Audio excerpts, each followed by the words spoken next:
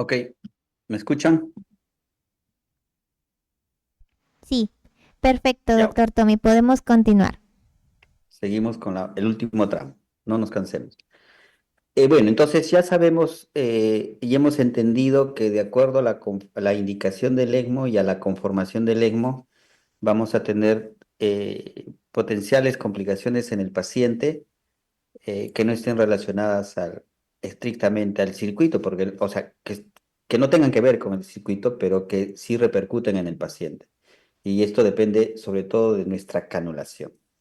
Ahora, recordemos que esto es fisiología, que tenemos un sistema de anticoagulación, todo parte de un trauma en nuestros tejidos que hacen que, por ejemplo, cuando nos cortamos y hay un defecto de pared en algunos vasos sanguíneos, nuestro sistema de de hemostasia hace que se activen las plaquetas, estas se agreguen en esa zona de lesión y ahí entren el mecanismo sobre todo de de la vía extrínseca para activar y formar un coágulo. Recuerden que el paso final, y lo van a ver acá, es que la protrombina se vuelve en trombina para que esté asociado a la fibrina haya un coágulo estable, ¿no? Entonces, eso es lo que ustedes tienen que saber, que el final es acá.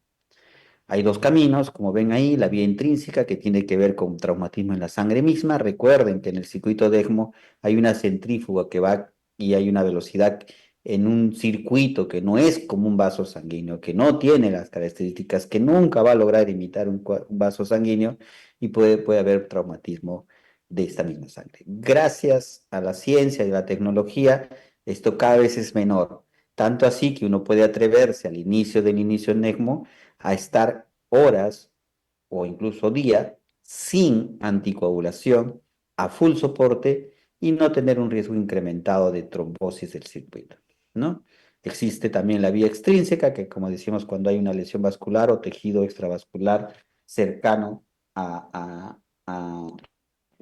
a la, al,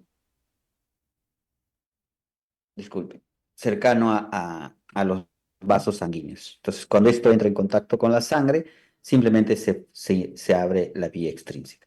Ahorita no vamos a aprender la cascada de todo el sistema de coagulación, solo hay que saber que hay estas dos vías, hay que entender,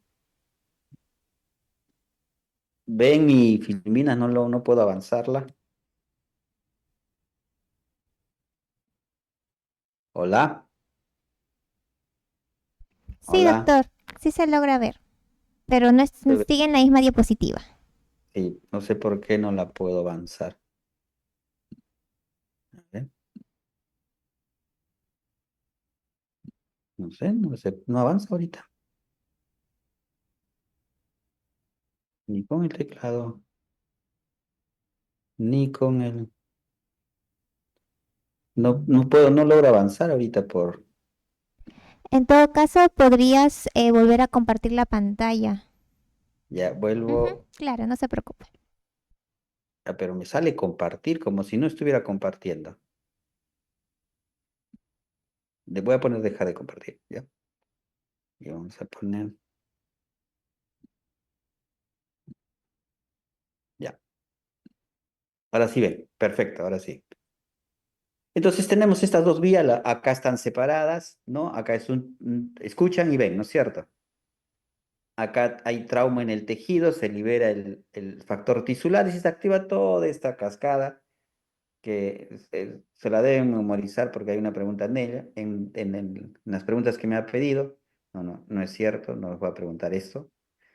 Pero y hay otra cascada que tiene que ver cuando hay la sangre, un trauma en la sangre o tiene contacto con colágeno, porque hay lesión endotelial, por ejemplo, y hay producción de trombo, ¿no? Y entonces, ¿qué sucede? Al final es que ayudados por el calcio, y porque tienen que estar las plaquetas agregadas, la protrombina se une a la trombina. Entonces, en otra vía también existe que la protrombina se convierta a trombina por un activador de la protrombina, tiene que haber la presencia de plaquetas y tiene que haber también calcio. Entonces, sabiendo esto, sabemos que hay dos vías, que las dos vías van a participar en lo que es la cascada de coagulación cuando un paciente está en ECMO, y lo que tenemos que evitar que esto se active, ¿no? Tenemos que evitar que esto no se active porque es cascada. Una vez empezada, no se detiene, ¿no? Esta es la vía intrínseca, como ven. Ahora tenemos, ¿qué usamos para eso? Todos en ECMO, vamos a hablar estrictamente de ECMO, no vamos a hablar de otras cosas. Entonces, ¿qué usamos? Conocido, la heparina. La heparina, en nuestro caso viene una presentación de que 1 mililitro tiene 5.000 unidades internacionales. Hay que acordarnos que uno de los fármacos que tiene más riesgo de error de prescripción y error de administración es la heparina. Un error es o 10 veces más o 10 veces menos. Ese es un producto que tiene que ser cuidadosamente preparado y administrado. Esta heparina es un glicosaminoglicano que se une a la antitromina. Más adelante van a ver que uno de de una de las cosas en monitoreo que se hace en la anticoagulación es dosar antitrombina. ¿Por qué? Porque con ella trabaja la heparina. Es lo que más usamos nosotros. Probablemente lo único que usamos actualmente nosotros en Perú, ¿no? ¿Y esto qué hace? Produce un incremento de 1000 veces de la inhibición de la trombina, o sea, hace que no se forme trombina, no se active la cascada del factor 10A, del 12A y del 9A. Y esto frena la cascada de coagulación. Pero además la heparina se une a proteínas circulantes, a células, y eso alteran su farmacocinética y dosis respuesta paciente. Ustedes van a tener pacientes que con 20 unidades kilo hora tienen TCA o TPTA, el que ustedes quieren lograr, y otro paciente no. Y esto es debido a estos factores, porque dependen de antitrombina, porque al depender de antitrombina tengo que estar seguros que esté en un nivel adecuado de antitrombina. ¿Y eso por qué se altera? El paciente que va a ECMO no va sano, va críticamente enfermo. Y parte de la disfunción de órganos que tiene, uno es la, eh, la disfunción endotelial, la disfunción hematológica. Y entonces viene ya con alteraciones en su coagulación. Entonces, de pronto, si tenemos un ECMO cardíaco, sobre todo, hace mucha disfunción de órganos. O si está postoperado de cirugía cardíaca, está sometida a una circulación extracorpórea y eso ha sido transfundido, se usa mucha sangre en el circuito de extracorpórea, eso es muy notorio, sobre todo en la edad pediátrica, y eso altera todos sus niveles de coagulación y eso hace que la respuesta en cada paciente sea distinta. Va a ser distinto en un paciente neonato, en un pediátrico, en un adulto. Y va a depender también de la respuesta del mismo paciente debido a que no se une exclusivamente a, a, a la antitrombina 3 para inhibir la trombina. Y lo segundo es que depende de antitrombina. Y eso hace que sea distinto en pacientes pediátricos y neonatales, distinto a lo que es en adultos, porque estos pacientes generalmente tienen bajas concentraciones de antitromina, tienen un mayor volumen de distribución, entonces el ECMO les cambia el volumen de distribución, es decir, no estamos hablando de flujo por minuto, ¿no? No estamos hablando del flujo de ECMO, no, estamos hablando que la volemia que tiene corporal el paciente más la volemia que tiene asociada al circuito hace que lo que yo administre se tenga que distribuir en esos dos volúmenes que tiene, que son uno solo, porque circulan a través del circuito y su cuerpo, pero que cuando yo administre algo, el volumen de distribución es distinto, ¿no? Es más, va a ser distinto mientras más grande sea el paciente, más adulto, más peso, porque lo que tiene el circuito proporcionalmente va a ser menor en relación al paciente. Entonces, esa es una gran diferencia, ¿no? Entonces, por eso se altera y por eso hay muchos estudios ahorita, no solo en heparina, sino en términos de medicamentos, de sedación, de antibióticos, de cómo es la farmacocinética en estos pacientes en ECMO por el circuito. por la membrana, por la centrífuga, ¿no? Sobre todo por el volumen de distribución y el efecto que tiene la centrífuga en dejar no pasar cuáles moléculas, atrapar o hacer que estas disminuyan su efecto. Lo otro que está en boga en el mundo, sobre todo, es la vivalirudina. Es un medicamento que se une a la trombina circulante y la unida coágulo. Incluso algunos le han dado un carácter de que puede hacer que haya menos trombos. Recuerden que la heparina no te disuelve un trombo. La heparina te evita que siga la generación de trombo y en el caso de un paciente que tenga trombosis venosa, trombosis arterial en su cuerpo, es el cuerpo el que repara ese tejido, el que hace que se recanalice, el que hace que haya una fibrinolisis, etcétera. Pero en un circuito no. Pero la bilirubina en los estudios que están yendo, están que como también hacen a unido al coágulo, tendría algún efecto ahí, ¿no? Pero la heparina se une a la trombina libre nada más, no a la que está unida al árbol. Y estos ambos, vivalirudina y el argobatrán, no necesitan antitromina, o sea, no van a estar condicionados a la presencia o no de antitromina, porque cuando un paciente es posoperado, por ejemplo, todos esos niveles de coagulación están alterados, entonces no va a haber ese sesgo, no va a haber esa modificación a su farmacocinética. La vivalirudina es metabolizada por enzimas proteolíticas y el 20% se excreta por riñón. Y el argatroban es un equivalente a los inhibidores directos de la trombina que se une reversiblemente a la trombina, metabolizado en el hígado y se excreta primariamente en heces. Pero ¿qué sucede? Yo les estoy diciendo lo que dice la literatura, porque cuando uno lee, o alguna vez yo lo he visto cuando ha salido fuera del país, porque cuando uno lee anticoagulación se vienen los artículos, se viene toda la información, pero no usamos en ninguno de los dos. Sé por los amigos que alguna vez vivalirudina lo han usado en un paciente que tuvieron en la clínica San Felipe porque hizo trombocitopenia inducida por heparina y pudieron traer de fuera del país vivalirudina.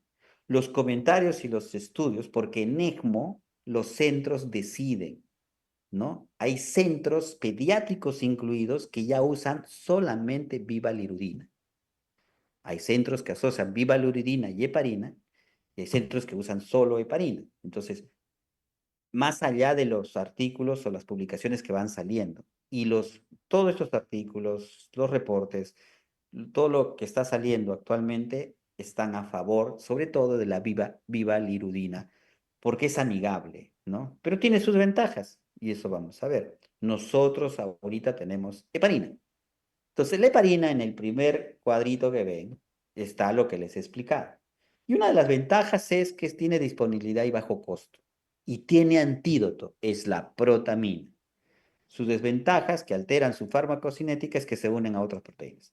La vivalirudina tiene una inducción reversible a la trombina, no requiere antitromina, que es su ventaja, pero no tiene antídoto.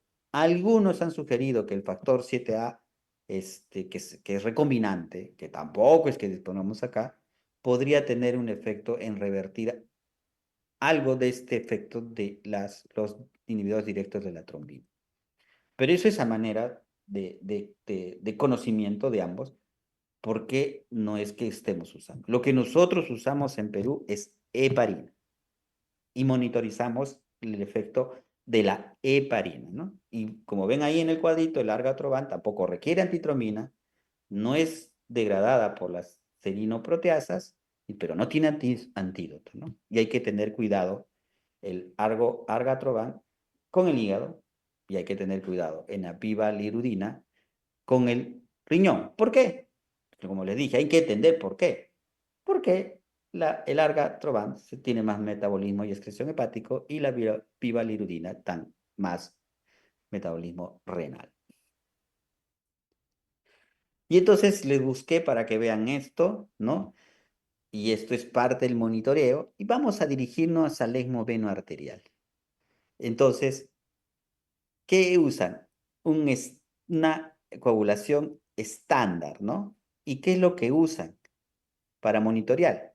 Dese cuenta, la mayoría, casi la gran mayoría de centros usa el TPTA como monitorización del efecto de heparina, que estamos hablando, ¿no? Heparina no fraccionado usa el 96% en esta encuesta, en este estudio sobre qué usan los centros en estrictamente ECMO venoarterial, ¿no? Y mírense, otro grupo usa antifactor 10A, en INCOR no tenemos, ¿no? Pero otro grupo asocia a TPTA y TCA. Otro grupo asocia TPTA y antifactor 10A.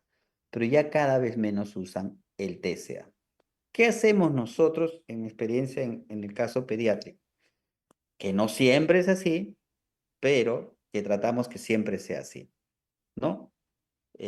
Cambiar algunos conceptos es difícil, ¿no? Entonces, ¿qué estamos haciendo? Para efectos de monitoreo de la anticoagulación en un paciente en ECMO, tratamos de usar TPTA.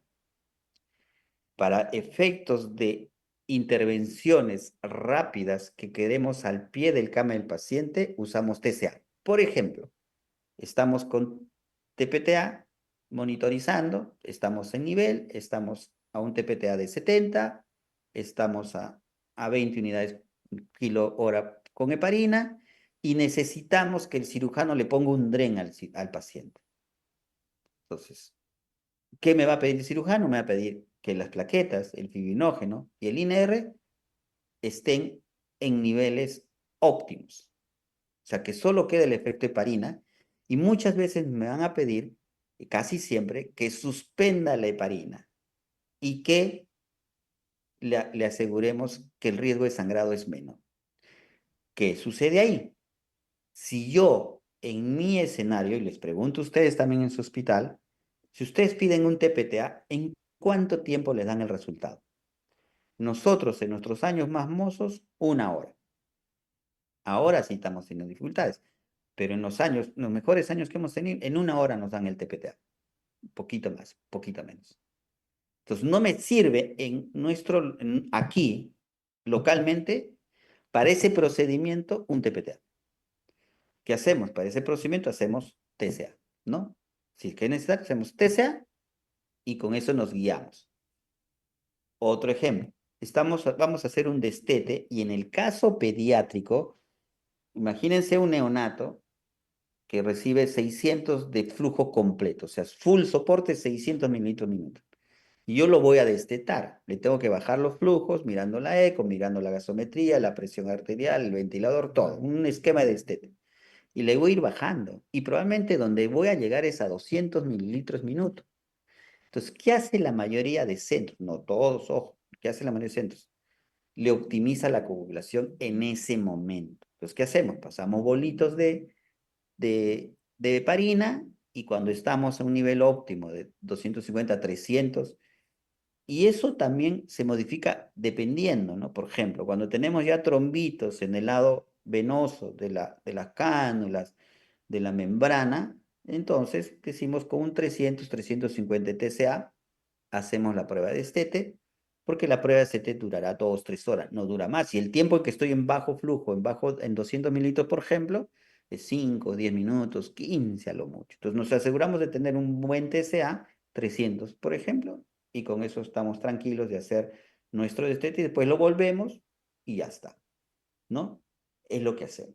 Hay otros centros que solo usan TPTA, como ven ahí, ¿no? Y hay otros que usan antifactor 10A, otros solo TCA, es variable. Lo que tienen que hacer ustedes es hacer lo que mejor van a manejar, donde todos utilicen el mismo criterio para no tener altibajos en el nivel de anticoagulación y estar presos a las complicaciones asociadas a esos altibajos del manejo de la anticoagulación. Ustedes deciden TCA, punto TCA. Si en TPTA, TPTA. Eso lo tienen que plasmar idealmente en documentos locales para que se haga así y hacer que todo el equipo comparta esa información y estén todos de acuerdo en que eso se va a hacer. Y entonces, ya hablamos de eso. Entonces, vamos a saber que la heparina la usamos generalmente es 20 unidades kilo hora, ¿no es cierto? tenemos que saber, por ejemplo, les pongo un escenario. Le tomo el TPTA 40, le subo la infusión 10% o le doy un bolo de 50 por kilo y le controlo a las 4 horas, ¿no? ¿Y qué sale? Recuerden, el efecto de la intervención de heparina tiene que ser 4 horas después para TPTA. Cuando haces TCA, es inmediato porque es agudo, en ese momento quieres saber, ¿no? A los 4 minutos, 5 minutos de haber administrado heparina, tú controlas el TCA. Para el TPTA, para ver el efecto real, por ejemplo, tengo 40, estoy en ECMO, estoy a 15 unidades kilohoras y me sale 40 de TPTA. Y ya estoy ahí con el circuito que tiene algunos fibrinas o trombitos en el lado venoso, acuérdense, lado venoso, ¿no? Tengo eso, entonces digo, no, a él le tengo que optimizar prontamente la coagulación. Entonces, ¿qué hago? Le doy un bolo de 50 por kilo y le subo 10-15% la infusión. Para ver el efecto real de ese cambio va a ser en 4 horas, porque ese es el que me va a dar que mi bolo va a hacer que suba rápidamente el TPTA y la infusión va a hacer que se mantenga ese TPTA. Y en 4 horas decido, ¿no? Entonces, eso es lo que nosotros hacemos habitualmente y los controles son de acuerdo a necesidad. Antes, inicialmente hacíamos TCA, mucho TCA, ahora tratamos de que hayan controles de acuerdo a la necesidad. Es distinto tener un paciente que tenga fibrinógeno bajo, INR alto, plaquetas bajas y esté con heparina. ¿Qué tengo que hacer? Corregir con transfusiones el resto y mantener mi heparina si el paciente no está sangrando, porque yo tengo que tratar de tener solo el efecto heparina, ¿no es cierto? Si tengo fibrinógeno bajo, pasaré crioprecipitado o fibrinógeno si tengo, no tenemos. Si tengo alterada el INR, tendré que pasar plasma fresco. Si tengo plaquetas 30.000, por ejemplo, tendré que pasar plaquetas y monitorizar mi heparina para que no incrementar el riesgo de sangrado. Si hay sangrado es otra cosa. Si hay sangrado, simplemente chau todo. Si descompensa al paciente, chau todo. Optimizo todo y una vez que esté controlado el sangrado, puedo reiniciar la heparina. Pregunto, ¿qué pasa si tengo trombos en el lecho venoso generosos que han ido creciendo, que cada vez son más? Tengo el perfil de coagulación INR, TPT, fibrinógeno, plaquetas muy alterado. ¿Y ahí qué voy a hacer? Probablemente mi decisión en ese momento va a ser coordinar con cirugía y lo que necesito es un cambio de circuito. ¿Por qué? Porque probablemente esos trombos ya me están dando un trastorno de coagulación, consumo de plaquetas, consumo de factores de coagulación, y si yo lo sigo transfundiendo y encima coincide que le tengo que bajar la infusión de heparina o suspender, se me viene la trombosis del circuito. Entonces, ¿qué tengo que hacer? Coordinar y decir, ¿sabe qué? Tenemos que cambiar circuito y como dicen la mayoría, entrar con un circuito fresco, donde todos estos problemas van a bajar, ¿no? Entonces, todos esos escenarios parten como lo que vamos a ver ahora, que es el monitoreo. ¿Cómo lo monitoreamos, no? Entonces, el método óptimo para mí, la eficacia de heparina o bivalirudina, que es lo que se llama, es desconocido. O sea, no hay lo perfecto, eso tienen que entender. No hay lo perfecto. Están, por ejemplo, un TCA está puede ser distinto por la simple muestra. Recuerde que la medida del TCA es el tiempo que salida de su arteria, de su vena, la sangre, se coagula y empieza desde que usted la sacaron. No empieza desde que usted lo pusieron, desde que usted lo sacaron. Ahí empieza. Entonces eso puede tener algunas variaciones. Hay que hacer una estrategia personalizada, ¿no? ¿Por qué? Porque todo va a partir de sus valores basales que tiene su laboratorio, de sus controles que tiene su laboratorio. Son variaciones pequeñas, por eso es que ustedes leen la literatura, dice 1.5 a 2 veces su basal. Entonces ustedes tienen que eso con su laboratorio conversar y decir, esto es para mí, ¿no? Y también depende del paciente, ¿no? Por eso tienen que individualizar. Si tal está en un shock séptico, toda su coagulación va a estar alterada. ¿Qué tal si tiene disfunción del hígado? Ya lo pescaron disfunción del hígado. Su coagulación va a estar alterada. Y tienen que individualizar, ¿por qué? Porque hay pacientes que están sangrando. Hay pacientes que han estado en SEC, la coagulación está alterada, la canulación es central, esos sangran. Entonces, probablemente cuando llegue el paciente en ECMO, ustedes no van a iniciar anticoagulación. Es más, el cirujano al inicio del ECMO, lo pone en ECMO y él decide revertir la anticoagulación con protamina. Entonces, antes nos jalaban los pelos, ¿por qué revirtió? No, la tiene que revertir porque el paciente se va a morir desangrado. Mientras tú tengas el circuito a buen flujo y nuevo, fresco, como les decía, y un circuito fresco, tenemos un poquito de ventaja ahí, ¿no? De que ese circuito es nuevo, está nuevecito para usar y está con poco riesgo de trombosis. ¿Por qué? Porque todavía no se ha consumido, no se ha terminado de usar toda la protección que tiene dentro, que es el avance de la ciencia. Entonces, eso es lo que hay que tener claro. Obviamente, ese es el escenario que uno no quiere, ¿no? El escenario que no te cause estrés.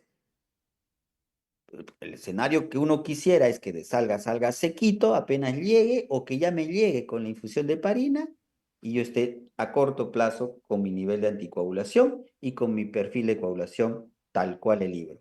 Es lo que uno quisiera, pero no siempre ocurre así. Por eso que parte de la evaluación que tenemos, y las enfermeras de INCOR lo tienen bien claro, hay un checklist del circuito. Una parte fundamental del monitoreo que hacemos es evaluar el circuito. Entonces, coge enfermería su linterna y evalúa el circuito. Incluso acá nuestras enfermeras hasta lo marcan dónde está el trombito y lo van midiendo cómo va creciendo en los días, ¿no? Entonces, eso es lo que hay que tener claro, ¿no? O sea, no hay, como ven en la literatura, una receta de cocina que diga, no, es sugerencias de manejo y uno tiene que trabajar en función del paciente. Entonces, va a haber condiciones que las podemos optimizar. Por ejemplo, no lleguemos a paciente en ECMO cuando esté en disfunción de órganos. Metámoslos en ECMO antes o al inicio, porque cuando hay disfunción de órganos, todo se me altera. Entonces, si lo pesco antes, mi probabilidad de todo ese escenario que les diga que saliendo de sala todo esté mal, va a ser menor. Y mi manejo de la anticoagulación va a ser más amigable, ¿no? Eso es lo que tenemos. O, por ejemplo, que cirugía lo saque sequito, no lo saque sangrando. ¿Por qué? Porque va a llegar a la UCI, vamos a tener que transfundir, vamos a alterar más su sistema de coagulación, vamos a retrasar el inicio de heparina y vamos a estar en el riesgo trombo sangrado, trombo sangrado. Entonces, todo eso se puede optimizar tratando de que lo que vimos en la primera parte, la indicación y el momento del inicio y nuestra estrategia de canulación sea la mejor. Entonces, qué va a hacer un adulto? El paciente sale grave, mal hecho cardiogénico, tras una cirugía cardíaca, pasa por un proceso de descompensación en la UCI, ¿y qué hacen ellos? Lo van a canular periférico. ¿Por qué? Porque su riesgo de sangrado por esternotomía y volver a abrir esternón, aparte del riesgo de sangrado, hay un riesgo de infección, van a preferir hacerlo por ECMO, por una canulación periférica, donde el riesgo de sangrado en el sitio de canulación es menor. Entonces, uno tiene que individualizar a cada paciente. Y eso es lo que hacemos. Hacemos TCA. Lo bueno es que es a pie de cama el paciente. Es el primer método que salió para monitorizar la heparina en ECMO, ampliamente disponible, barato, ¿no? Etcétera. Las desventajas. Está afectado por trombocitopenia, está afectado por el dímero de elevado, por el fibrinógeno bajo, por la hipotermia que tienen o por los pacientes que están en hipotermia. Por ejemplo, nosotros tenemos pacientes neonatos que hacen cirugía de aorta y los llevan a hipotermia profunda y todo eso trastorna el perfil de coagulación. Por la involución o anemia que pudiera tener, ¿no? Y entonces, ¿qué sucede? Que tampoco es que representa el sistema de coagulación tal cual. ¿Qué tenemos que usar en un paciente que esté en ECMO para hacer cuidado del paciente a pie de cama? Y acuérdense bien, No es que alegremente puedan transfundir. Cuando un paciente está sangrando, el perfil de coagulación no te va a llegar en 2 minutos, no te va a llegar en 5 minutos, te va a llegar un tiempo después que va a depender de cada hospital. ¿Y cómo decido? No se trata de, si un paciente está sangrando, de que automáticamente decir combo 3, uno unido, dos, ¿cómo es? 8 de plaquetas, 2 de plasma, 4 de crioprecipitado y su paquete globular adicional. No, las transfusiones están demostradas en UCI que la mayor necesidad de transfusiones tiene más riesgo de mortalidad. O sea, que ese paciente, hagamos lo que hagamos, sale muerto del hospital. Entonces, ¿qué tenemos que hacer? Racionalizar ese uso en la medida que se pueda. ¿Y quién nos sirve en ese a pie de cama? ¿Quién? Ahorita van a tener la respuesta. El otro que usamos es el TPTA, que es el gold estándar de evaluación del efecto leparino, ¿no? Es el que se usa para monitorizar los que tenemos anticoagulados que no están en ECMO. Es antes disponible y ahora es también disponible a pie de cama. Lamentablemente no tenemos eso. Por eso es que otros países están usando eso, porque tienen máquinas ahí que mide el TPTA en ese momento. Y es hecho por el personal de UCI, ¿no? Porque generalmente lo que es a pie de cama del paciente, que es o a pie del cuidado del paciente, que es el point of care, así como hay el point of care de ultrasonido, que es el POCUS, hay el point of care del monitoreo de la anticoagulación, que es a pie de cama. Así como el TCA, la enfermera coge la sangre y le hace el monitoreo del TPTA, ¿no? Esa. La desventaja, que es en plasma, hay variabilidad, es menos confiable en enfermos críticos porque puede estar alterado por la misma enfermedad del paciente. Como le dije, ahí está influenciado por la composición del tubo de muestra, por el tiempo que colectamos la muestra y no hay estandarización, ¿no? Requiere de la calibración de cada laboratorio. Un poquito más de las cosas que no hacemos, que es el Latifactor 10A, no lo usamos nosotros, pero monitoriza un poquito mejor el efecto leparina. Y el otro que les hablamos, que es el que tenemos nosotros, que es el tromboelastograma. El tromboelastograma te va a decir qué es lo que necesitas, ¿no? ¿Cuál de ellos está alterado? Si es la agregación plaquetaria, la formación del coágulo por factores de coagulación, la estabilidad del coágulo por la cantidad de fibrinógeno y la fibrinolisis, si hay fibrinolisis primaria. Entonces, ese, en el lapso que dura 5 o 10 minutos, porque al inicio te salen las curvitas, y ya tú puedes ir decidiendo, ¿no? Y los valores, A alfa, LMA, etcétera, tú puedes ir decidiendo qué necesita transfundir porque está alterado. Entonces, es un buen método para evaluar cuando el paciente hay sangrado y se recomienda que se haga, ¿no? ¿No? Y por eso lo que dice ahí, prohíbe información acerca de la fuerza del coágulo y la fibrinolisis. Y la fuerza del coágulo si depende de plaquetas, factor de coagulación o de crío precipitado, ¿no? Y eso es sacado tal cual de la guía de la ELSO, que es la anticoagulación, tanto pacientes en ECMO que sean adultos o sean pediatras. Y mírese la frecuencia, ¿no? Que se hace. El TCA tiene que ser frecuente porque varía frecuentemente y generalmente buena parte de centros como el nuestro. Por ejemplo, en el área pediátrica hacemos lo que les he dicho, es lo que hacemos nosotros porque es el que tenemos rápidamente. Pero eso es. Ahora, los rangos de horarios son de acuerdo al paciente, ¿no? Si un paciente está estable, NEMO, su coagulación está ok, con buenos niveles, suficiente con cada 12 horas, en la mañana y en la noche, su control de TPTA, ¿no? Ahora, cuando tenemos alterado, se tiene que tener control del resto. ¿Por qué? Porque lo que es en la mañana puede ser distinto en la noche, ¿no? Y como mínimo tiene que tener un monitoreo cada 24 horas de un perfil de coagulación completo. Nosotros, antitrombina 3, antitrombina, niveles de antitrombina, solo lo hacemos algunos días porque no lo disponemos siempre. Tromboelastografía alguna vez lo hemos estado haciendo diario, pero generalmente lo hacemos en condiciones de sangrado, ¿no? Cuando necesitamos decidir rápidamente qué vamos a transfundir. Hemoglobina libre no la tenemos, ¿no? Entonces, eso es lo que hay que tener en cuenta. Esa es una referencia y uno debe acomodarse de acuerdo a la necesidad que tenga cada paciente. Y entonces, les decía, hay que tener lo correcto en transfusiones, en lo que necesita, los niveles que necesita y que solo haya nivel de efecto heparina. El nivel de efecto heparina se mide con el TPTA, con el TCA, con el factor 10A, ¿no es cierto? Hemos entendido que eso se mide así, pero el resto debería estar lo más cercano a lo normal. Y eso ha ido variando y estoy seguro que ha ido variando. Antes decía 12 de hemoglobina, ahora se pone el corte de 10 de hemoglobina y algunos lo quieren bajar a 7 estando en negro. Felizmente, todo parte por adultos los estudios y después que demostraron en adultos tratan de extrapolarlo a pediátrico y el último de los que entran a las evaluaciones de los cortes, de cualquiera de estos cortes son los neonatos. Entonces,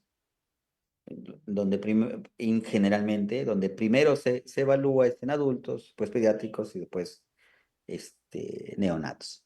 Y estos son los cortes, han ido variando. Ahora es 100.000 si el paciente está sangrando y te deja libertad que puedas manejar entre 50 y 100.000. Para efecto nuestro, neonatos más de 100.000. Para adultos, algunos manejan entre 50 y 100.000.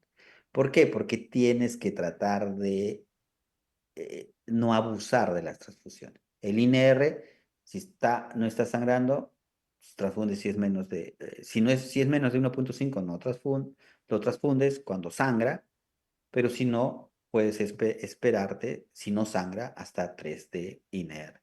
Igual el fibrinógeno, como ven, igual la antitromina, tiene su fórmula y la reemplazas de acuerdo a los valores que te informe el laboratorio. Las transfusiones son como tal, en niños se aplica los valores por kilo, porque un niño de 4 kilos, 5 kilos es distinto a un adulto de 60 kilos, ¿no? Entonces, esto es más o menos lo que se hace. Ahora, si un paciente,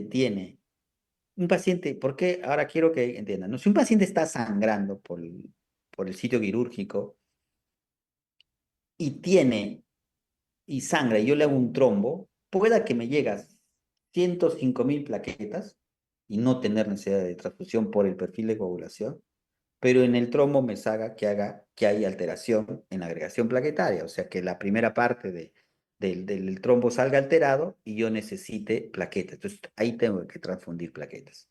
Entonces, para decidir transfusiones en estas situaciones es que se usa el tromboelastograma y anestesio en INCOR lo usa bastante porque es como corrige terminando la cirugía, corrige la coagulación para que le sea más fácil al cirujano controlar esta. Sobre todo lo hacen en cirugías que son largas en circulación extracorpórea, en aquellas que hay clampajes aórticos largos o en aquellos que hay arresto circulatorio, y hacen hipotermia moderada o profunda, porque ahí es donde más se va a alterar la coagulación del paciente. Entonces, primer punto, vamos resumiendo, heparina, que van a usar por monitoreo, yo les sugiero usen TPTA, no empiecen con TCA, empiecen directo con TPTA, use TPTA, coordinen con sus laboratorios para que en el escenario de paciente en ECMO, eh, no sé, establezcan un término de prioridad y les informen a la máxima rapidez ese resultado para hacer los cambios necesarios en su fusión de heparina. Acostúmbrense a usar el tromboelastografo y también tengan claramente en quiénes van a tener que transfundir para no alterar su probabilidad de mortalidad de este paciente, porque está directamente relacionado a eso. Y esto es un patrón de tromboelastografía. Yo de verdad esto lo tengo en mi celular y cada vez que necesito con los valores alados, lo necesito porque esto más lo maneja anestesio, lo tengo ahí, cada vez que tengo un tromboelastograma que evaluar, saco mi celular y digo, ya, esto es lo que necesito. Cuando tengo el anestesiólogo que viene a entregarme al paciente, él es el día a día, el que hace cada rato al salir de las cirugías complejas, ya me dice, tome, ya le corregí el trombo, esto salió alterado, no te preocupes. Cuando yo tengo que hacer uno, simplemente no hay que, si lo usaran diario, se lo van a memorizar, pero si no, ahí está. hay mucha tecnología para tenerlo y tomar las decisiones en ese momento de transfusión. Este es, por ejemplo, un circuito, se monitoriza todo el circuito, esto es una maqueta, lo he sacado de internet, para ver cómo tiene que monitorizarse todo el circuito, ¿no? Ahí se ve claramente que está cebado con agüita teñidita, ¿no? Y entonces viene, ¿qué pasa? Una de las consecuencias que tiene el hecho que se generen trombos es que la membrana va a empezar a fallar. ¿Y cómo se diagnostica? Cuando el PO2 es menos de 200 con FIO 100. Parte de la evaluación nuestra, y que debiera ser idealmente diaria, es que nosotros tenemos un AGA posoxigenador. Del puerto posoxigenador saquemos un AGA, previamente le hayamos puesto 100% de FiO2 en nuestro blender, y si sale más de 200, la membrana está funcionando bien. O que la presión transmembrana sea más de 120. ¿Qué es la presión transmembrana? Nosotros podemos medir la presión antes del oxigenador y después del oxigenador. Si inicialmente era 10, 20 y va subiendo, quiere decir que hay más resistencia en la membrana. Entonces, si esta pasa más de 120, sí o sí está en una falla membrana. O la presión premembrana sea más de 300. Lo otro es que hay una diferencia de CO2 pre y postmembrana menos de 8. Lo que fácilmente hay intercambio gaseoso. Lo que más fácil de intercambio gaseoso es el CO2. La presencia de trombos, ¿no? En el lado venoso, que son hasta 5 milímetros de diámetro, ya me puede estar haciendo sospechar que esa membrana en algún momento puede fallar. Y evidencia de trombos, aumento de consumo de fibrinógeno o plaquetas, ¿no? Todos los días me pide transfundir crioprecipitado, cada rato me pide consumir plaquetas, tengo un dímero de que esté en ascenso, entonces el dímero de no va a ser normal, estando en ECMO, va a estar en un valor conocido basal inicial, y pero después empieza a subir, y todo lo demás que hemos leído acá va a hacerme sospechar que tengo una falla en membrana. ¿Qué tengo que hacer? Autollamarse, llamar al equipo de ECMO y programar el cambio del oxigenador con todo el equipo tratante. Nosotros en INCOR, inicialmente, sobre todo en pediatría, teníamos perfusionista al lado, y ahora las perfusionistas van 1 o 2 veces al día y al llamado de nosotros. Entonces acá tiene que estar la perfusionista. Esto depende de cada centro. Hay hospitales donde se entrenan tanto las enfermeras de UCI en ECMO, que incluso se van y atienden todas las emergencias de ECMO, o hacen estos cambios, asisten a los cambios de circuito de membrana, ¿no? De airean, pero eso es entrenamiento, ¿no? Entonces, pero en INCOR, nosotros campamos todos si hay una emergencia, pero activamos a perfusionista para que nos ayude, porque obviamente las perfusionistas son el personal más experta en circuitos de extracorpórea, ¿no? Acciones en el paciente, ¿qué tengo que hacer? Primero, si membrana está fallando, ¿quién le va a dar el oxígeno? Tengo que programar mi ventilador como si estuviera fuera de él. ¿Para qué? Para que el paciente aguante y sature por lo menos 80. Lo enfriamos al paciente un poquito, podemos usar el intercambiador de calor. ¿Para qué? Para que su metabolismo baje. ¿Qué hacemos? Lo que hagamos, esto es una versión de lo que hace Chile en su manual de complicaciones. Este, Ellos tienen un carro de insumos, algunos tienen una vitrina de insumos. La cosa es que hay que cambiar el oxigenador, ¿no? Y lo básico, acuérdense de algo. Cuando el paciente sale de ECMO, primero se clampa la arteria, la línea arterial, se clampa el retorno al paciente, la que va a la aorta o la que retorna la sangre ya oxigenada y bombeada del circuito de ECMO. Se clampan eso, inmediatamente se clampa la el circuito en el lecho venoso, ¿no? Y eso es lo que hacemos. Y cambiamos la membrana, ¿no? ¿Qué otras complicaciones tenemos? Trombos en el circuito, especialmente en lugares, el oxigenador de todos los trombos que hay en el circuito, la mayoría el más del 10% es allí. También podemos tener trombos en bomba, lo hemos tenido en INCOR, menos de 4%, y puede condicionar hemólisis. Entonces, otros monitorizan hemoglobina libre, nosotros no, pero puedes tener hemólisis. ¿Cómo nos vamos a dar cuenta? No, en un control de perfil hepático podemos tener que las bilirrubinas están un poco elevadas, ¿no? Etcétera. El hemólisis ahorita, en tiempos modernos, en circuitos modernos, ya es menos frecuente.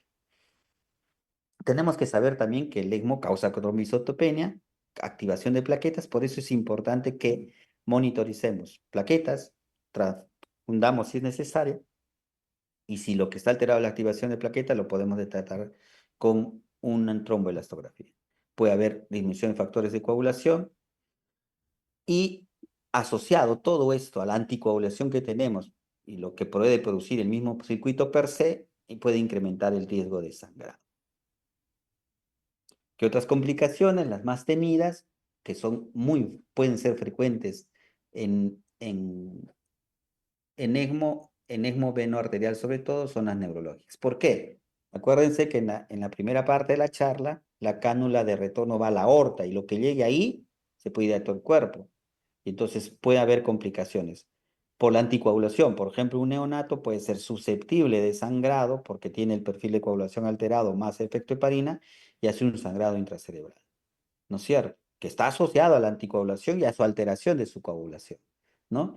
Entonces, por eso es que, en términos de ECMO, mi ideal es tener todo lo más correcto posible y solo tener el TPT alterado por el efecto terapéutico que yo quiero monitorizar, que yo tengo que monitorizar. Es decir, yo solo he planteado que al inicio del ECMO, por estar un circuito fresco, mi TPT va a ser 55-65. Entonces, tengo que tener ese valor en mis controles, tratar de estar en ese valor en mis controles y todo el resto del perfil de población lo mejor posible, si es posible, como está en el cuadro del ELSO. Si tengo así, mis probabilidades de complicación neurológica son menores, de sangrado son menores, sobre todo en niños pequeñitos. Si no es así, puedo tener sangrados que pueden limitar hasta la posibilidad de seguir en él. Pero también puede haber momentos donde puede entrar aire, que nos ha pasado en el lado arterial del circuito, o sea, en la cánula de retorno. Eso es una emergencia, se clampa y se sale de ECMO y se tiene que cambiar circuito. ¿Por qué? Porque el aire que pudiera entrar, por más mínimo que sea, va a ir directamente a la aorta y salir y complicar la situación. Va a ser distinto en un paciente que está en ECMO venovenoso. Lo que sea, si bien es cierto, hay que actuar, hay que hacerlo inmediatamente, el trombo o la trombosis que va a hacer es hacia el pulmón y el aire que entre va a ser una embolia hacia el pulmón. Si es masiva, va a ser también, va a pasar, que tiene por ahí un foramen oval al lado izquierdo y va a complicar toda la situación. Pero en todo caso, el escenario es distinto. En ambos, toda trombosis en lecho de retorno debe ser atendida inmediatamente, ¿no? Ahora, además de esto, el circuito de ECMO activa la cascada inflamatoria, puede haber trombocitopenia inducida por heparina o puede haber infección de los circuitos, que eso cada vez ocurre menos porque ya los circuitos son más amigables para hacer ECMO. Otras complicaciones de un veno arterial, por ejemplo, acá le he puesto, es la trombosis en la vena, en la femoral, donde canulan. Entonces hay que anticoagular adecuadamente, ¿no? Durante y después de un hemoveno arterial, y se debe hacer un control de ecografía tras la decanulación. Puede haber trombos en el dispositivo, hay que asegurar la adecuada coagulación, mantener un buen control y más frecuente TPTA o TCA, ver la tendencia al dímero D, medir las presiones transmembrana, la capacidad de transferir este gas para ver si es relevante o no que cambiemos la membrana o todo el circuito.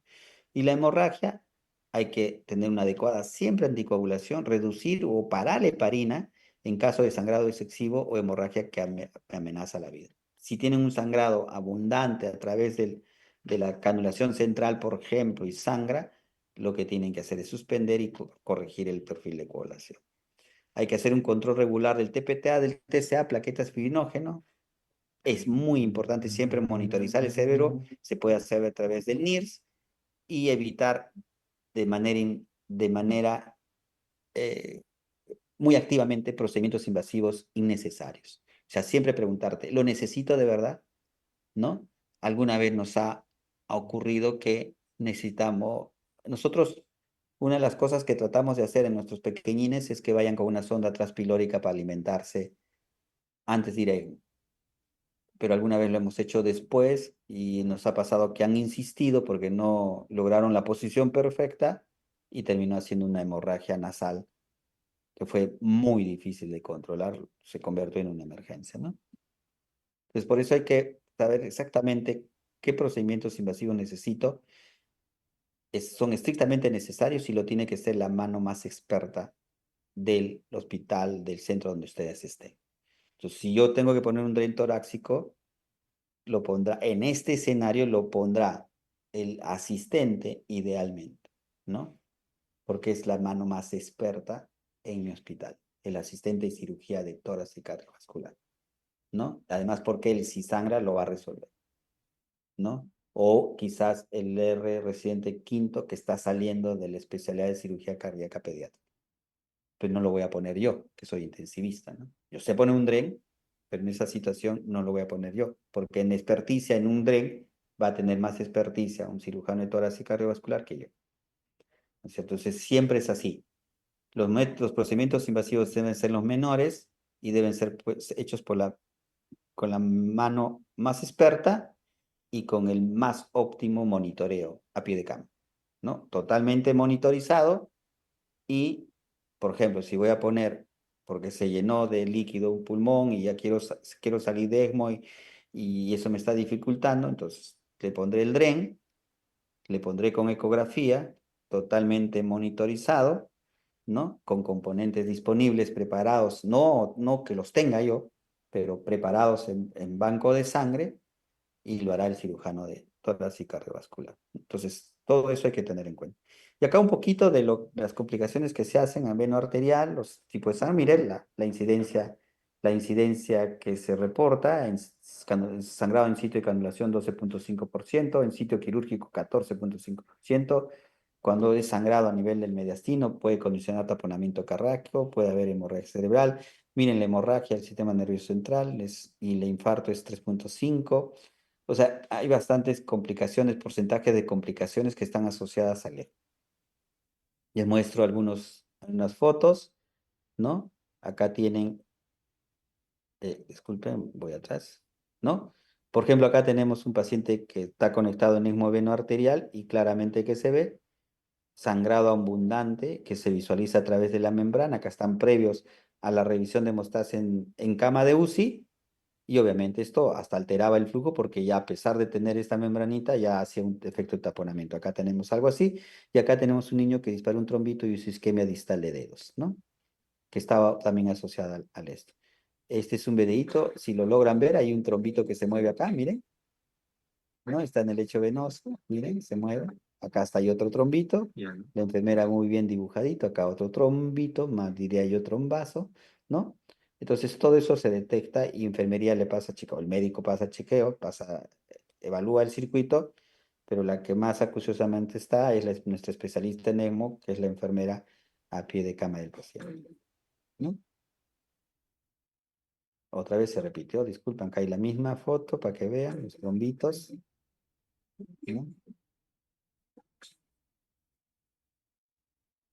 Miren acá, esto nos pasó en un paciente. Les cuento brevemente qué nos pasó. Miren, vean, miren, este circuito es lo como le dicen hacer la autopsia al circuito. Entonces, cada vez que sacamos un circuito ya que hace perfusión, que nos ayudó porque hicimos cambio de circuito, evacúan todo y lo único que nos sale es esto. Se trombosó toda la centrífuga. ¿Qué nos pasó? Era un paciente que este paciente sobrevivió, fue un post trasplantado, pero tuvimos mucha suerte.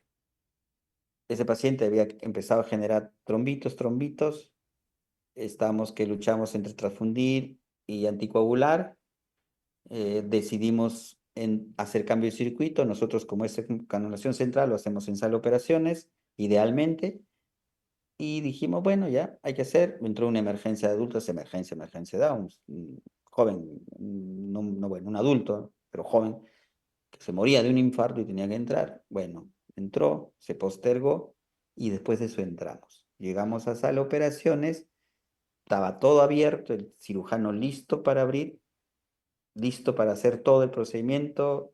El perfusionista ya tenía, felizmente, ya cebado el circuito, todo. Y en ese momento, ¡pum!, se para la bomba. Se trombosó toda la centrífuga y se paró la bomba. Dios gracias.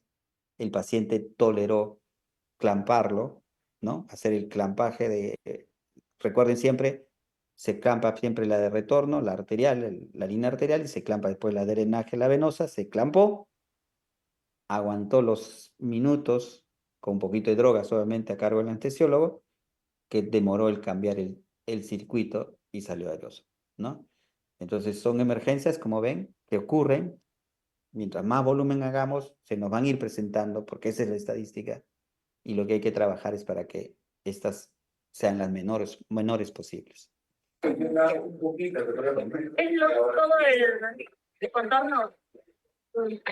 todo el contorno. Está trombosado. Vivimos suerte ahí, ¿no? Si eso nos ocurría en cama del paciente en UCI, salíamos de ECMO y salíamos de ECMO. Este es un trasplantado que sangró, ¿no? Miren, sangró y se le tuvo que hacer revisión de hemostasia. Y acá tenemos, quiero que vean y me digan qué es lo que ven.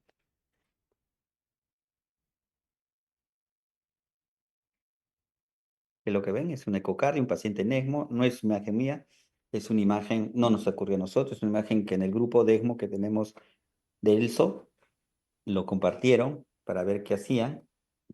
Por ejemplo, es lo que dijeron que este paciente adulto estaba en conviva leirudina y ya han detectado que tienen problemas cuando hay mucha éxtasis, por eso es que le digo, es que esto tiene que entenderse del punto de vista fisiológico. Les pongo el ejemplo. Tenemos un paciente en ECMO, ¿no es cierto? No significa que el corazón se paró. No quiero que el corazón se pare. Que se pare y el paciente no se muera, no se va a morir, porque está soportado por el ECMO. Pero yo quiero, sobre todo, si quiero que ese corazón se recupere, si mi camino es a recuperación, o sea, le he puesto puente a recuperación, ese corazón se tiene que recuperar. Y para que se recupere ese corazón tiene que bombear. Sí o sí tiene que bombear. ¿Por qué? Porque cuando bombea, saca la sangre del corazón.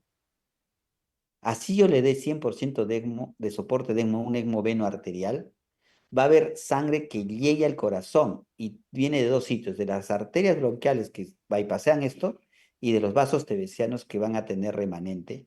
Y no es que a la arteria pulmonar le llegue cero, a pesar del soporte que dé. Entonces va a haber retorno venoso al corazón, al lado izquierdo del corazón, y si el corazón no eyecta, no tiene una fuerza pequeña para contraer, y yo les digo que es pequeña, pero ustedes ven ecos donde ustedes ven que el corazón apenas se mueve y logran eyectar, logran abrir la válvula aórtica y en senso estricto eyectar la sangre que está ahí y generar menos éstasis venosa.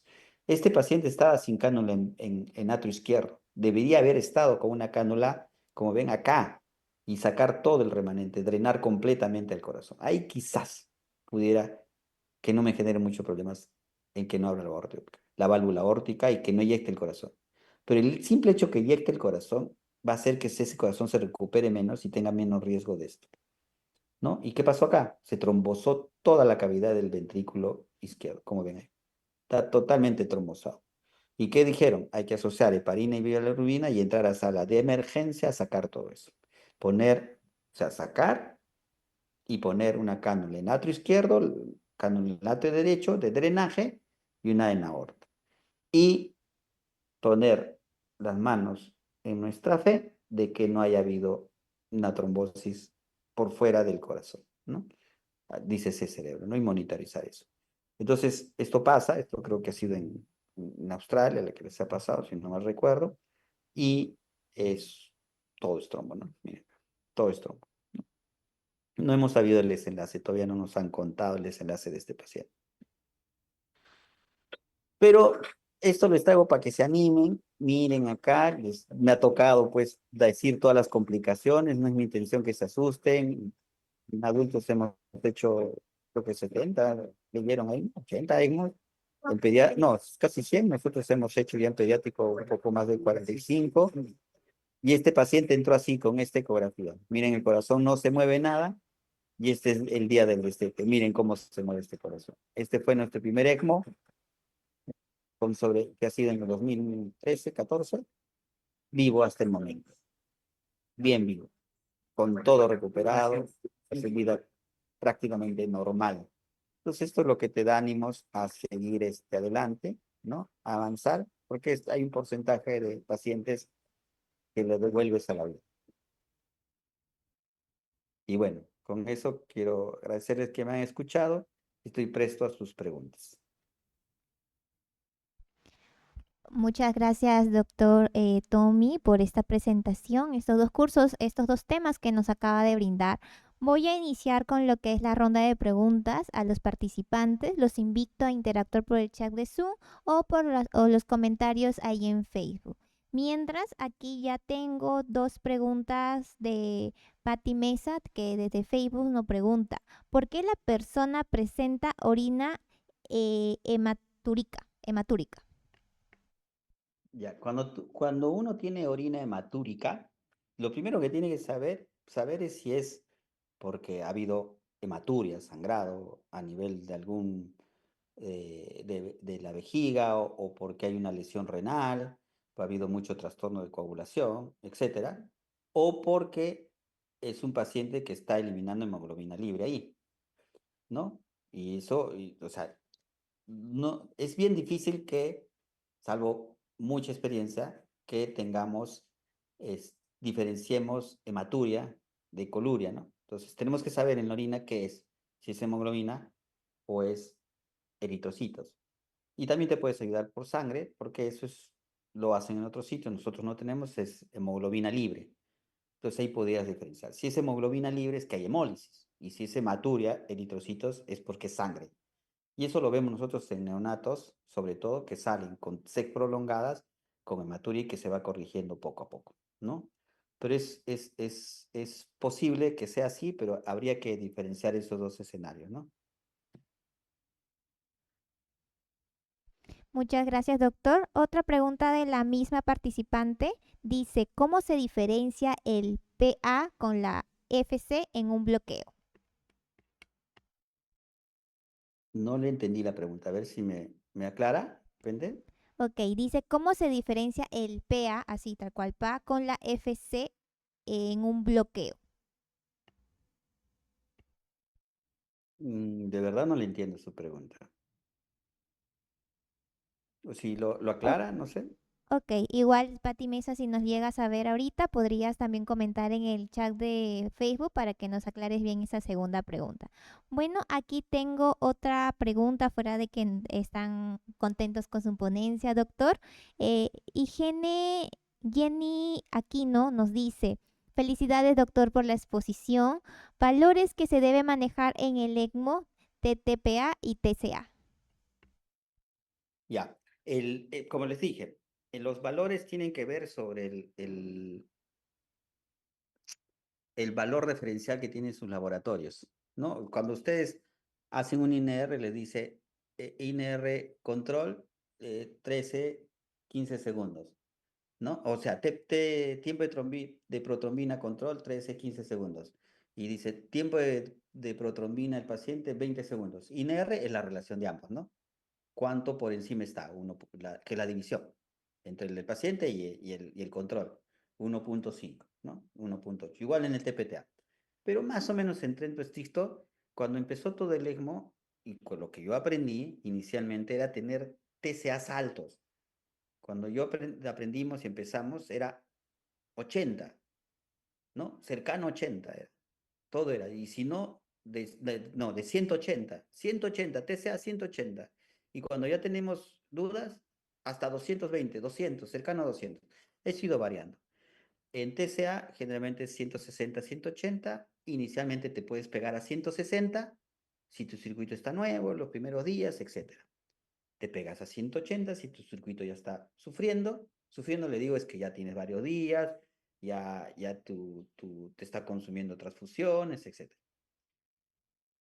Eh, en lo que es TPTA, generalmente ahorita, antes también era 80, de 60 a 80, más pegado al 80, y ahora ya es 55 65, puedes decir de 60 a 70, va a depender mucho de tu escenario, ¿no?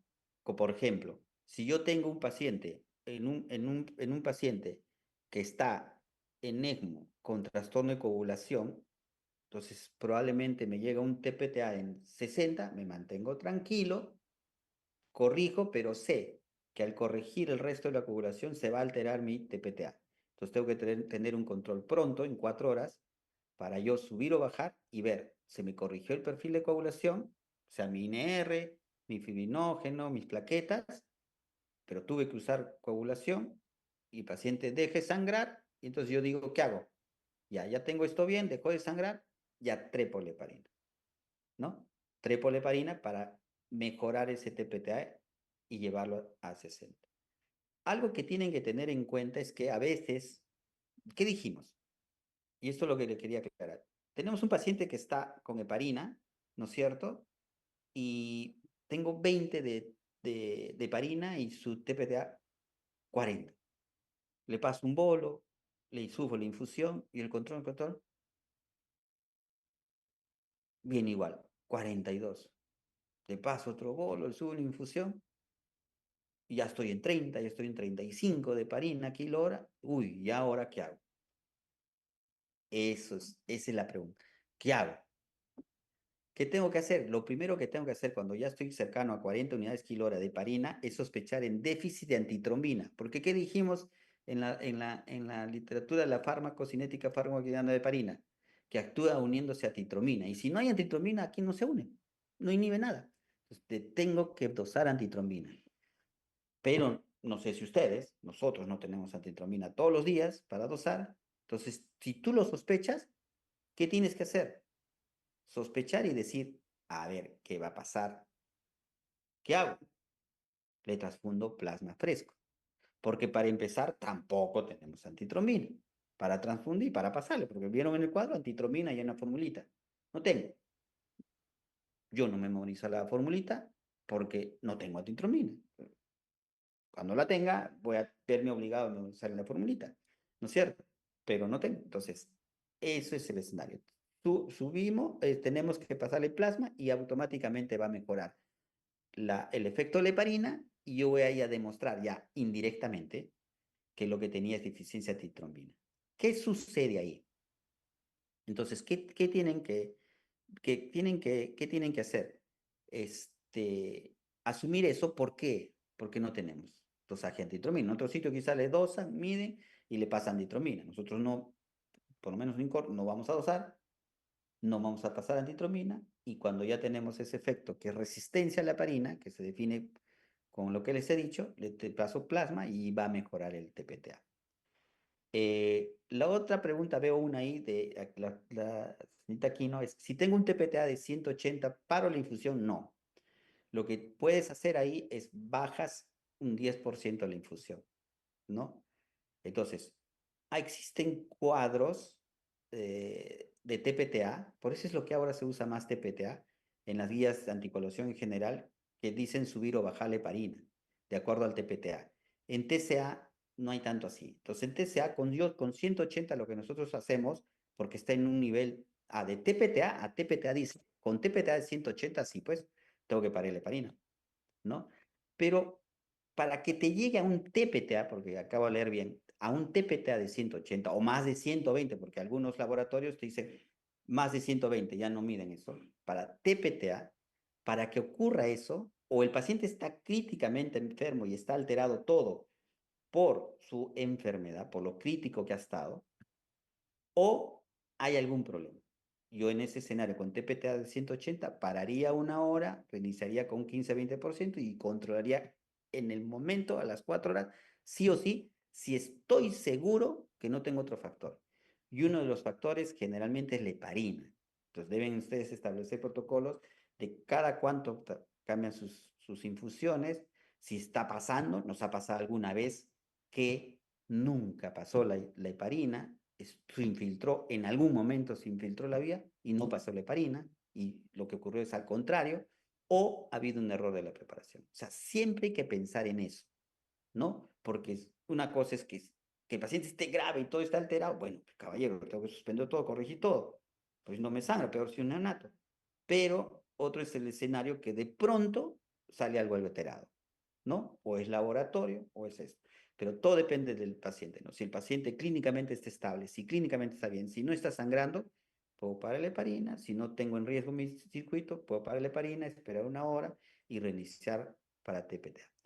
reiniciar nuestra heparina y controlar generalmente a las 4 horas. Después me preguntan, ¿existe el síndrome de Arlequín y norte-sur síndrome, NESMO-VA?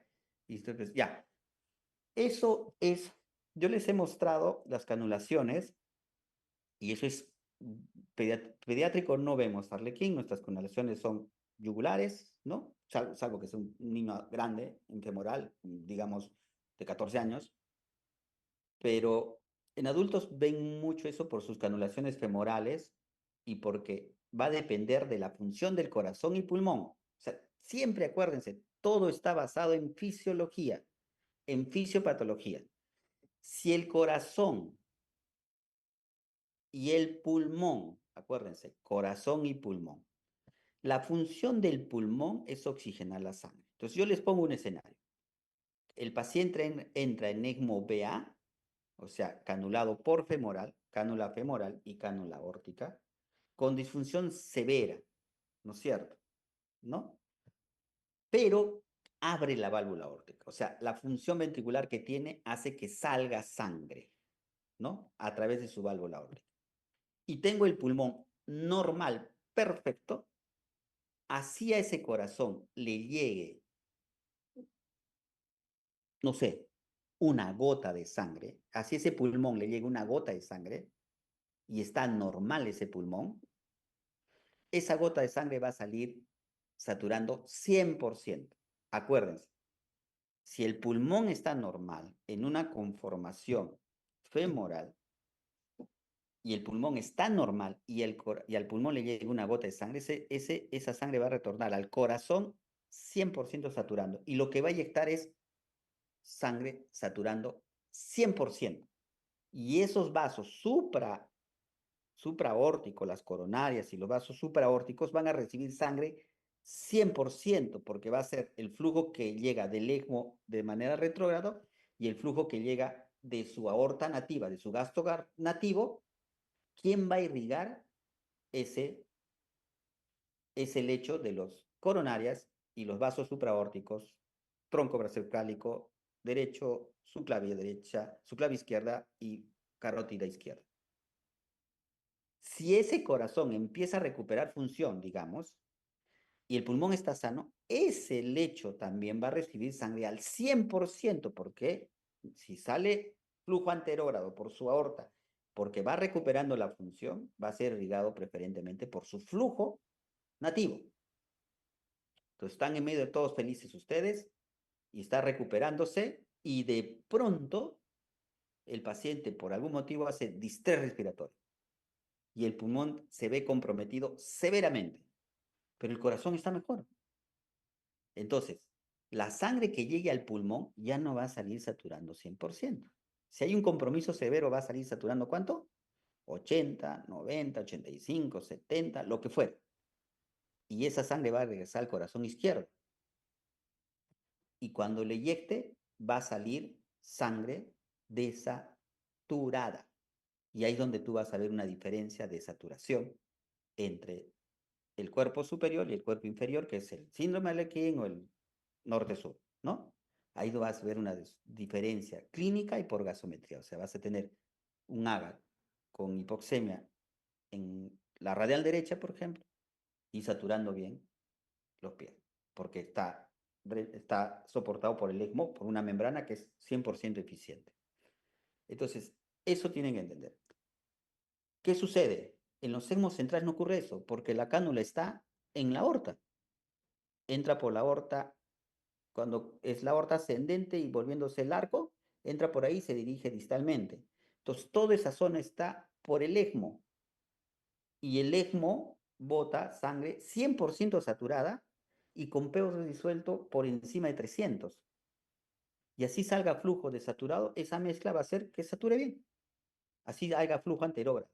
Entonces, es un problema que se puede observar en los pacientes que están con canulación periférica y que tienen que ver esa interacción entre función cardíaca y función pulmonar.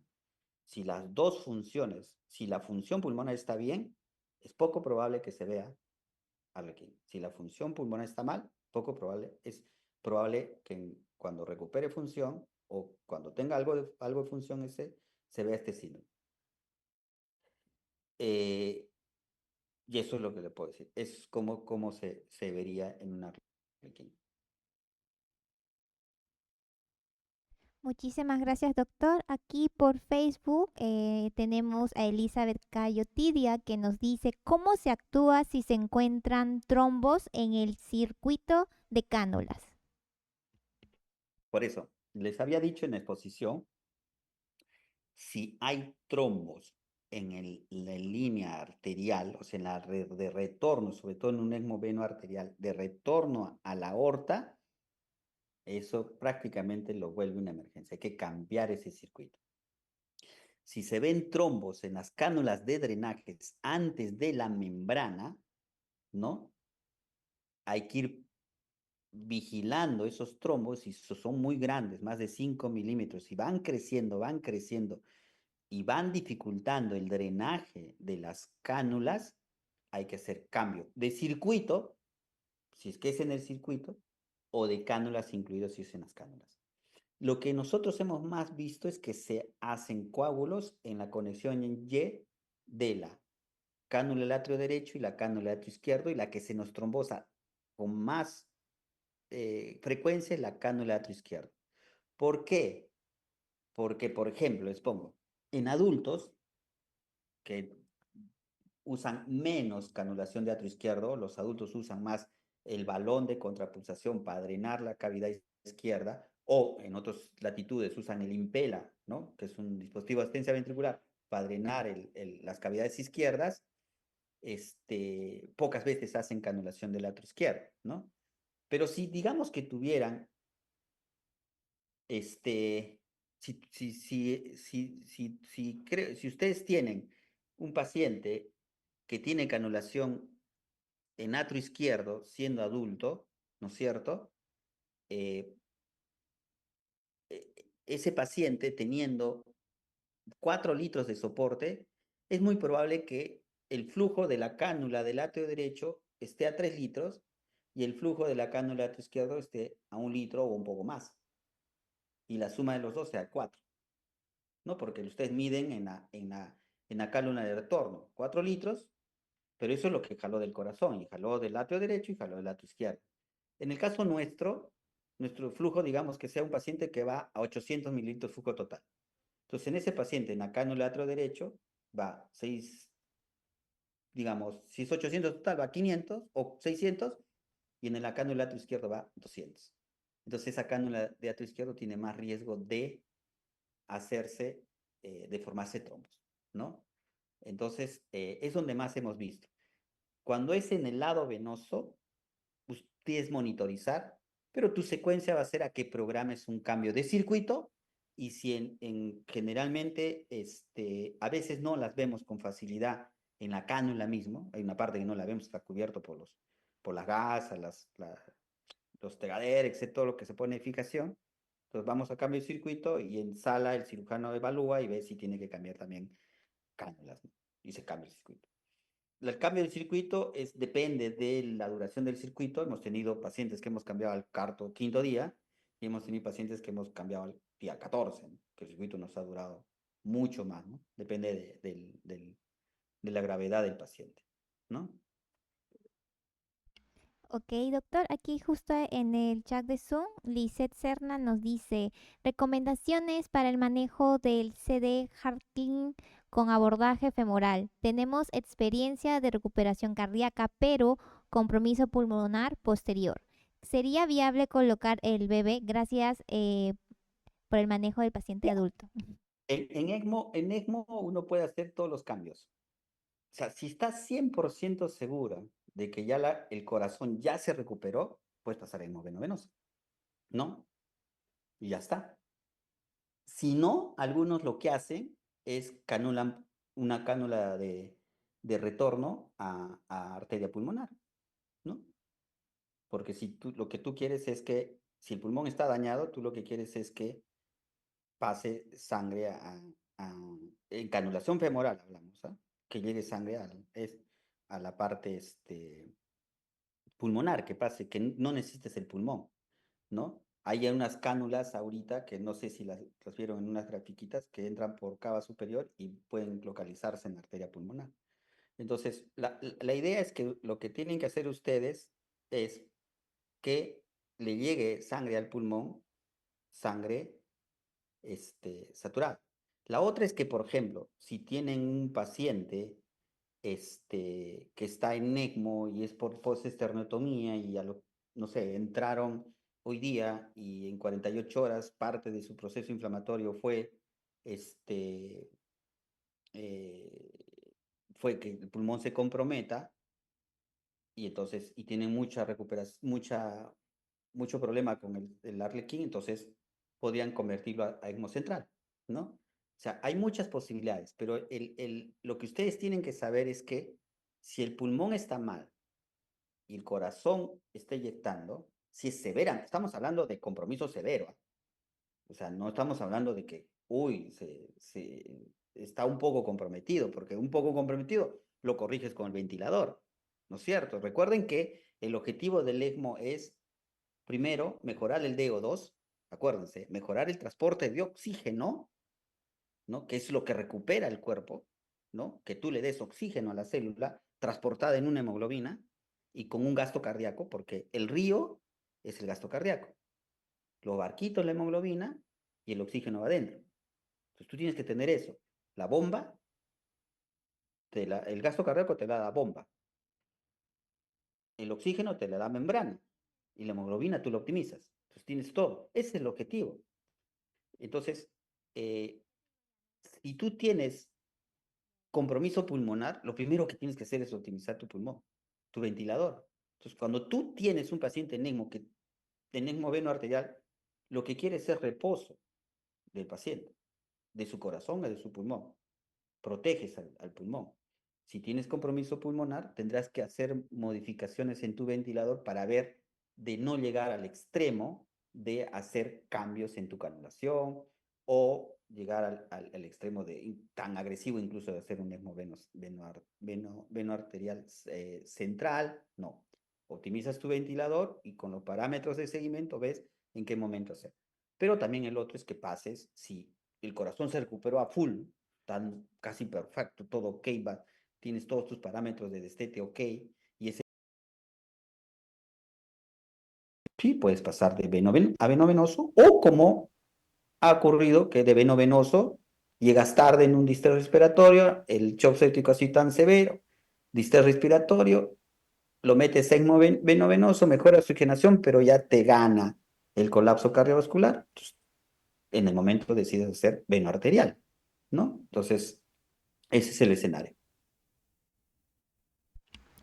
Muchas gracias, doctor. Ya aquí vamos con esta última pregunta de la licenciada Alicia, que nos dice, excelente ponencia, felicitaciones, doctor. ¿Qué relación debe haber o qué Hay buscar? una pregunta ahí que interesante de Alicia. Sí, ajá, justo. Buscar en el AGAS, pre, post y ¿Escuchan? mixto, y cuál de ellos Hola, direcciona el tratamiento.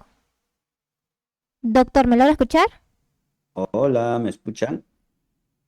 Doctor, ¿me logra escuchar? Sí, ahora sí. Ah, ya, sí, ok. Una Justo, pregunta de Alicia, justo, interesante. ajá, la de Alicia que nos dice, aparte de que felicita su ponencia, nos dice qué relación debe haber o qué buscar en los AGAS, pre, post y mixto y cuál de ellos direcciona el tratamiento. Ya, acuérdese, esto se tiene que entender. Cuando haces un pre y post membrana, ¿qué evalúas? Evalúa la membrana. Entra así, sale así. Entra con CO2 asá, sale tal cual. Entra con PO2 tal, sale con cual. La membrana es una membrana, si es perfecta, ¿entienden? Entra con PO2 40, sale con 300.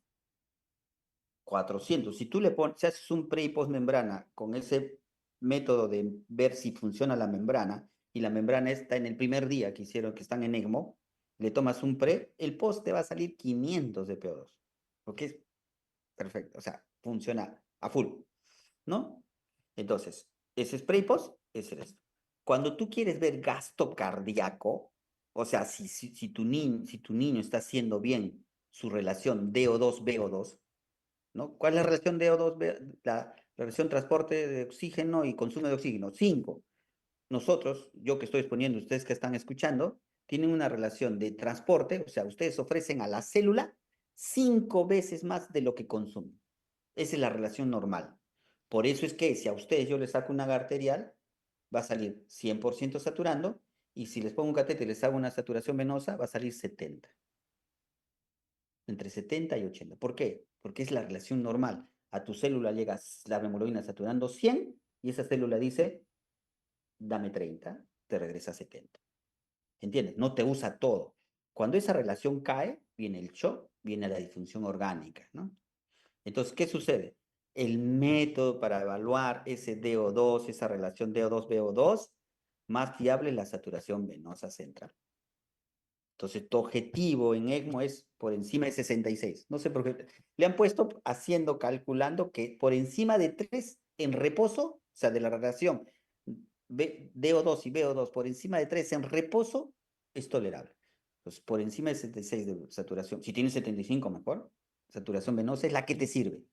Dentro de los parámetros clínicos, llenado capilar, perfusión, calor distal, gasometría, no presencia de acidosis, disminución del lactato, diuresis, recuperación de los órganos, cada vez está mejor la función hepática, cada vez está mejor la función hematológica, etcétera, etcétera, etcétera, ¿no? Eso es saturación venosa. Para ver la oxigena, para ver el DO2, o sea, ver el paciente, es la gasometría arterial en el paciente. Porque se te resume lo que, si es hemocentral, lo del ESMO, ¿no? Pero si esto te resume, por ejemplo, en la Arlequín, ver, pues tienes una arteria en la radial derecha, ver, pues de verdad cuánto satura, aparte de toximetría. Pero para ver el paciente en relación a su medio interno y a cómo está su célula, es la gasometría arterial. Esto se altera, por ejemplo, cuando hay circuitos de ECMO que tienen medición de saturación en línea, ¿no? A nosotros nos llegó nuestro equipo con saturación en línea, el que más usamos, que es el Sorin, y el Cardiogel tiene, que es el de Maquet, tiene también, te mide saturación en línea. Entonces, eso se altera porque uno puede tener saturación en línea en el circuito. Entonces, si el soporte está full y no hay cano en el natrio izquierdo, estamos hablando de veno arterial, ¿ah? Porque eso es más en veno arterial. Si está full, a full soporte y no tiene cano en el natrio izquierdo, esa saturación venosa esa saturación línea es lo que está en el atrio derecho, o sea, lo que tendría que estar en la vena cava superior, en tu saturación venosa central o tu saturación venosa mixta si tienes en la arteria pulmonar, que es la ideal, ¿no? Pues no siempre hacemos. Cuando tienes un GAN, sí, pero cuando no, no, no. Pues se extrapola. Ese es real y tú puedes ver en vivo y en directo cómo va cambiando, ¿no? Pero cuando tienes una cánula en el atrio izquierdo y ese pulmón está bien, que es en la mayoría de esmovenoarteriales, la sangre que sale del atrio izquierdo es la sangre que regresa del pulmón. Y esa va a salir saturando hasta 100%. Si el pulmón está bien, va a saturar 100%. Así llegue, como le digo, una gota de sangre y el pulmón está bien, va a salir saturando 100%. Porque esa es la función del pulmón. Entonces se va a mezclar en la Y con la que regresa de su atrio derecho. Y entonces la saturación línea ya va a estar falseada. Ya no te va a servir mucho. Tendrías que sacarle al paciente. Si en adultos tienes Swan-Ganz, esa es la que usas, ¿no? En el ECMO veno-venoso, ahí cambia la situación, porque tú le estás retornando al lecho venoso saturación al 100%, o sea, mezclar, no te va a servir. La que te va a servir es en la arteria, ¿no? Porque esa vas a monitorizar la función pulmonar. Y en ECMO veno-venoso no se pide que sature 95-100%, se pide que sature 88-90%, ¿no? Eso es más o menos cómo es la interpretación de las gasometrías pre-post. Acuérdate, pre y post evalúa la membrana. La mejor para monitoreo hemodinámico en hemoveno arterial, saturación venosa central. Monitoreo en línea en el circuito si solo es canulación de atrio derecho y no hay atrio izquierdo. Si hay atrio izquierdo, ya lo puedes ver la tendencia, ¿no? Pero no es fidedigna porque va después de la conexión en Y, las dos cánulas de drenaje. Perfecto, doctor Tommy. No hay más consultas. En primer lugar, agradecerle por estos dos temas que acaba de exponer, muy interesantes, y también por resolver las dudas de los participantes que se encuentran en sala Zoom y también para los que se encuentran en Facebook. De antemano, agradecerle por parte de Asís por dar este tema y poder capacitar a nuestros participantes. Muchísimas gracias. Esto sería todo por el día de hoy con usted. Estamos en contacto, doctor. Ok, muchas Mu- gracias. muchísimas gracias. Luego. Perfecto.